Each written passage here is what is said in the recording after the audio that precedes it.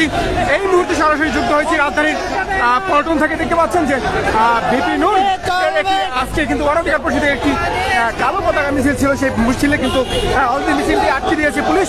আমরা আপনাদের সাথে সরাসরি যুক্ত হয়েছে রাজধানীর পল্টন থেকে। দেখতে পাচ্ছেন যারা লাইভ দেখছেন লাইভ শেয়ার করে দেবেন এবং আমাদের দেখা সুযোগ করে দেবেন।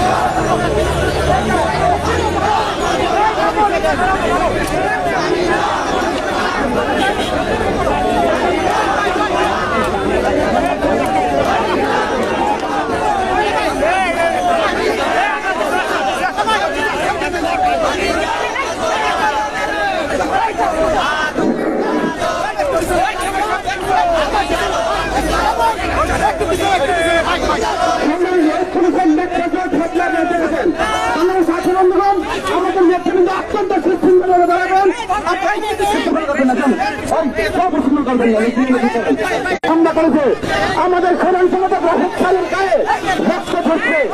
আমরা বলতে চাই আপনারা সিংহকে প্রশংসা করবেন না।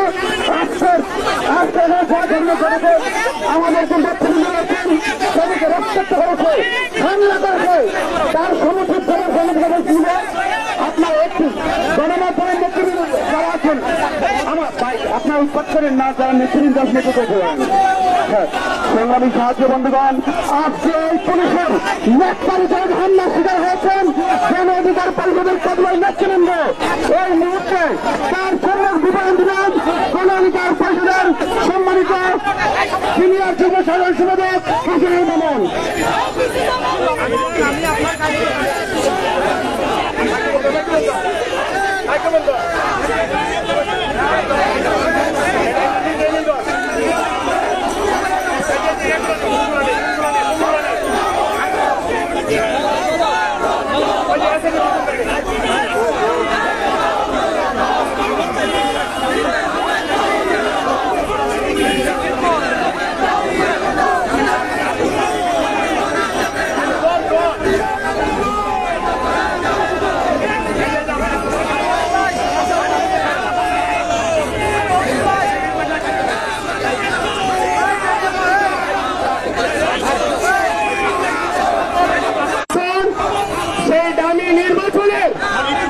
আজকে হচ্ছে সেই সংসদ অধিবেশন শুরু হতে যাচ্ছে।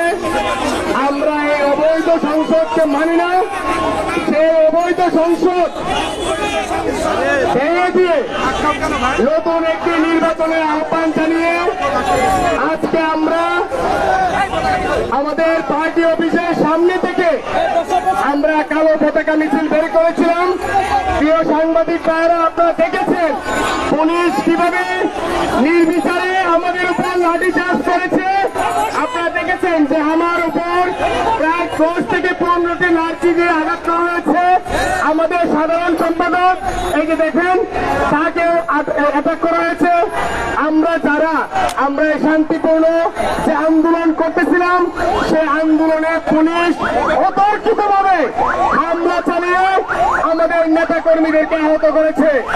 আমরা আজকে এই বিক্ষোভ কর্মসূচি সংসদ অভিমুখে যে বিক্ষোভ কর্মসূচি এখান থেকে আমরা বলতে চাই, শেখ হাসিনা যে একটি দামি নির্বাচন করেছে, অবৈধ নির্বাচন করেছে, এটি করে তারা পার পাবে না।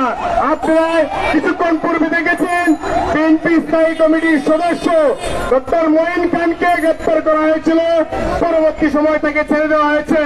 আমাদের আন্দোলনকে সুনিশ্চিত করে দেওয়ার জন্য লেলিয়ে দেওয়া হয়েছে সেনা বাহিনী পুলিশকে। এই পুলিশ দিয়ে শেখ হাসিনা তার শাসনকে দীর্ঘায়িত করতে পারবে না। ধন্যবাদ সবাইকে। এই পুলিশের নির্যাতন আপনারা দেখেছেন, আমাদের নেতৃবৃন্দের উপর নেতৃত্বের হামলা করেছে। এই পুলিশি রাষ্ট্র যেভাবে কায়েম করেছে, এই পুলিশি রাষ্ট্র কায়েম করে ক্ষমতা দীর্ঘায়িত করা সম্ভব নয়। এই পর্যায়ে আমাদের মধ্যে বক্তব্য রাখেন গণ অধিকার পরিষদের উচ্চতর পরিষদের সদস্য গণমাধ্যম সমন্বয়ক আমহানিফ ভাই।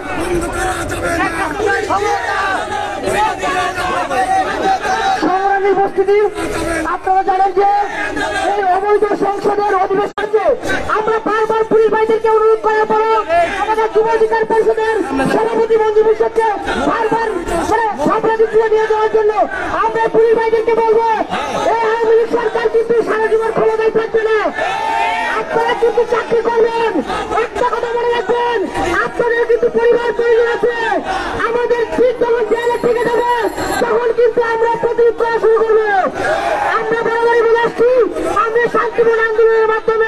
এই সরকারের পদত্যাগ নিশ্চিত করবো।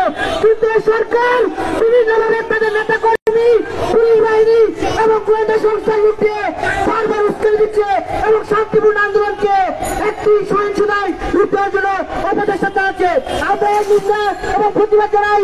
আজকে এই যে এখানে যারা হামলা চালিয়েছে, আমরা আপনাদেরকে বলতে চাই প্রত্যেকের কিন্তু ছবি আমরা পাবো, আমরা কিন্তু সময় মতো প্রত্যেকের বিচার করবো। ধন্যবাদ। এই লড়াই লড়াই লড়াই চাই। সংগ্রামী সাথী বন্ধুগণ, আপনারা দেখেছেন এই পুলিশের ন্যাক্কারজনক